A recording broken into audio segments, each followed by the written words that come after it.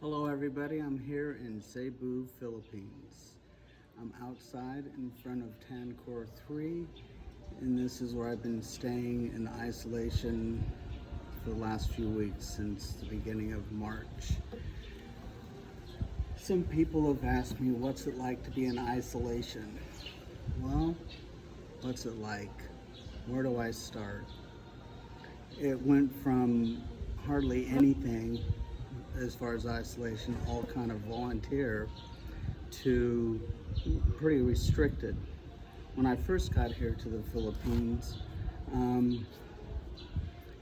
it was some people were wearing masks, some people weren't. There's a little bit of social distancing going on. Everybody was talking about it. The only time I wore a mask was when I was at the airport, which was almost empty, and the airplanes, which were almost empty. But I still wore a mask just because I wanted to protect myself. And as the days progressed and the weeks progressed, we would get notices and slid under our door at night, and they said we're having an enhanced isolation, and it went from a state of emergency called by the president of the Philippines to state of emergency to state of calamity. I'm not sure what the difference is, but yeah. So it got to where first we had limited hours when things would close about 10 o'clock, 9 o'clock. And then after that, they had limited transportation, and people started standing in line. There really wasn't any hoarding going on. All the stores were full. But what happened first, I guess, was stores would close down earlier, and then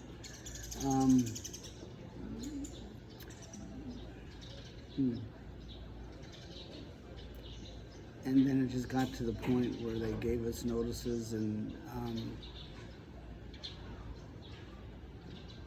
they would tell us that we needed a pass, that this hotel homes got one pass, this hotel condo got 6 passes, only 6 people out per day. And then we got a schedule when we could go out.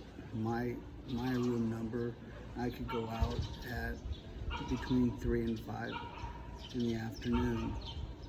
They have a curfew at 10 o'clock at night. Everyone must be inside. Then they started limiting when they call them Grab, not Uber or Lyft, but they call them Grab. And they would operate until 8 o'clock. And then it got to the point where they didn't operate at all. And so then I would have to ask, and that would cost about anywhere from 70 to 98 pesos to go from this place to a nearby grocery store. When they stopped all public transportation, then the hotel has some personal friends, I guess, or people that they know, and they would charge anywhere from 500 pesos to 750 pesos, depending on how long you were in the store. There are long lines with social distancing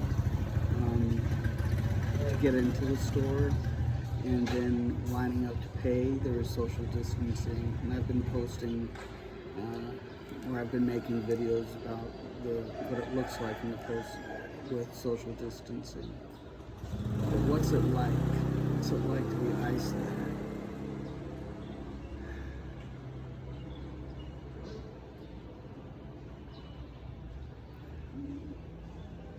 Days run into nights and nights run into days. I know when it's light and I know when it's dark.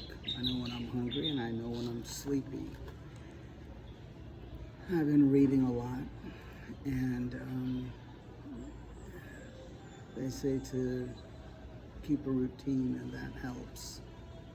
And I think it does to help a routine, to have a routine. I always look out my window to see the sunrise, and I always look out my window to see the sunset.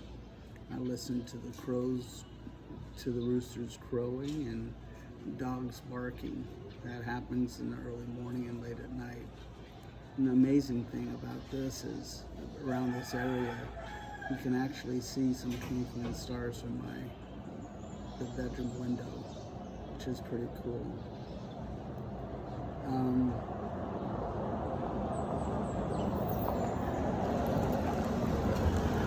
I lose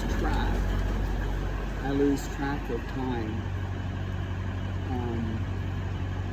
Days don't feel like days. Days feel like minutes. I sleep sometimes at night, and sometimes I sleep during the day.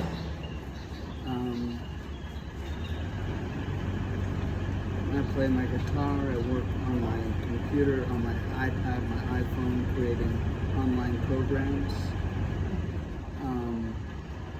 Right now they're spraying down the wheels with antiseptic stuff, and they take his temperature and require them to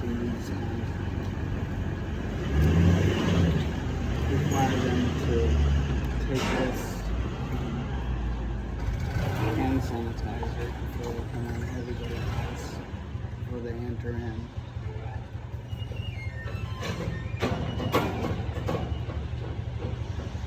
You read a lot of things that are going on around the world, even around in the Philippines, and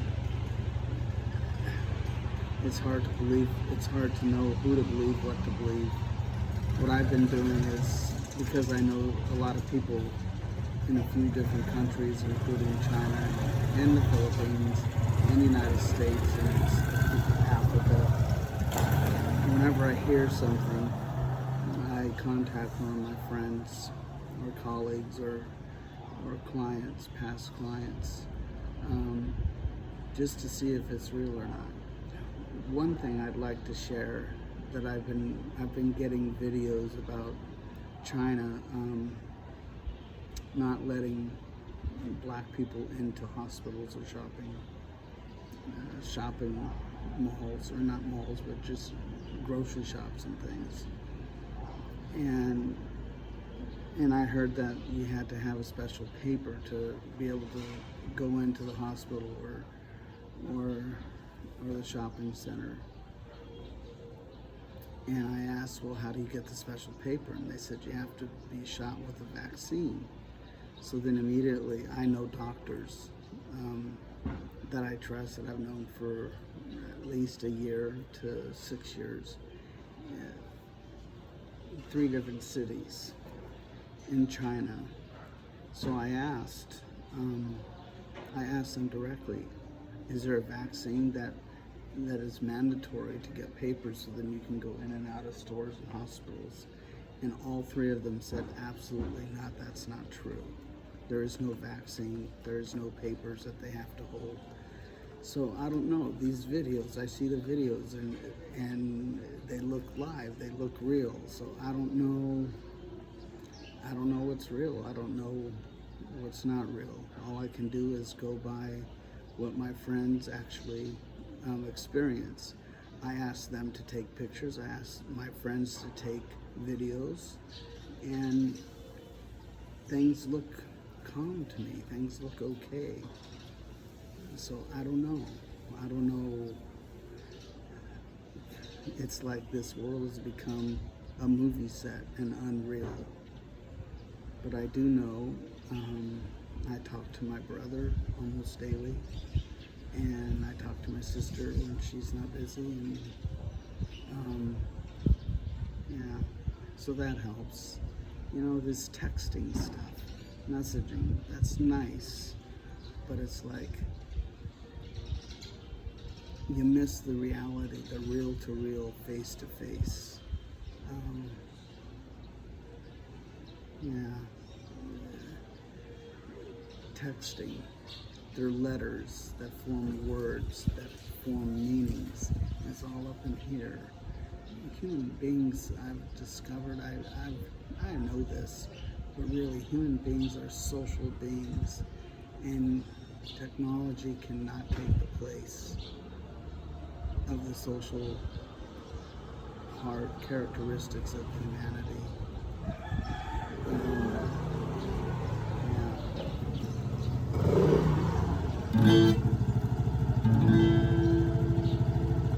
There's a motorcycle behind me. It's kind of making noises. I don't know if you can hear me.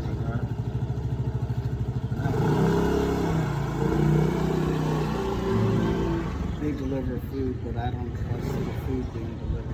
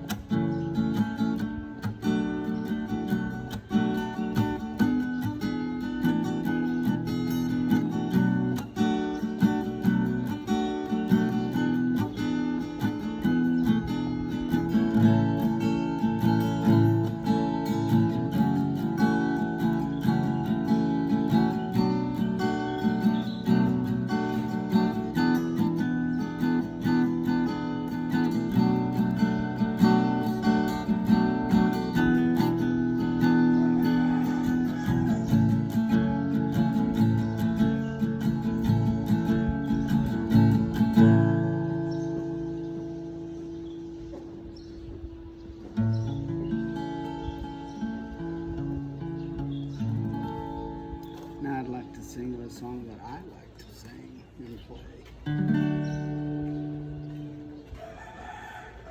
You hear the roosters? They like to cock-a-doodle-doo. They're supposed to cock-a-doodle-doo during the morning time, but they tend to cock-a-doodle-doo night and day and night.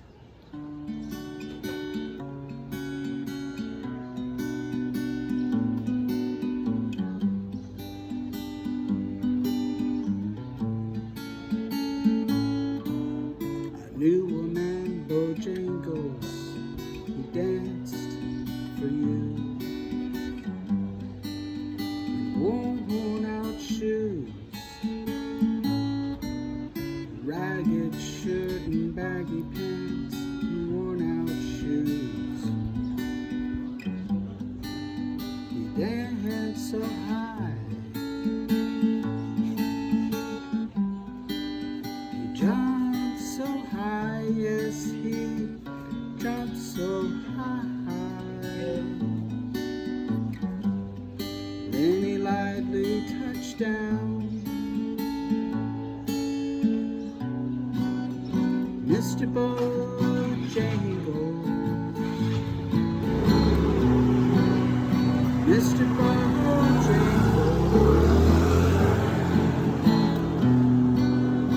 Mr. Bojangles, won't you dance?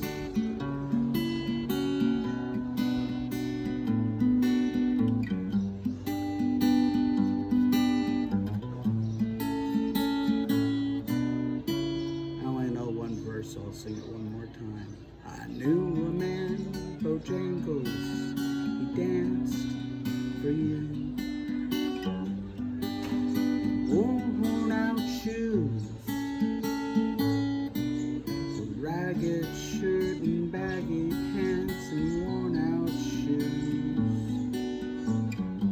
He jumped so high, he jumped so high, yes, he jumped so high. Then he lightly touched down. Mr. Bojangles,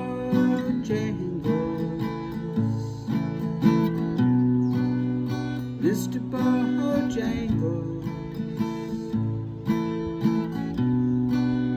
Mr. Bojangles, won't you dance?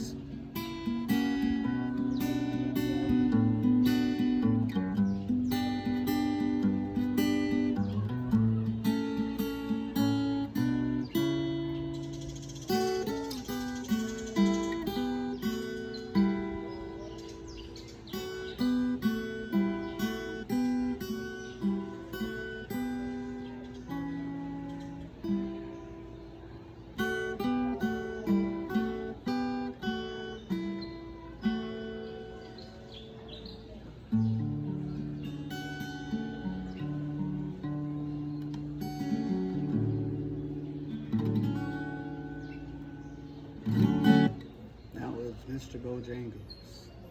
Can you hear the birds singing? I think I hear pigeons hooing. I hear a radio in the background. So that's all for now. And I'll see you next time. Bye-bye.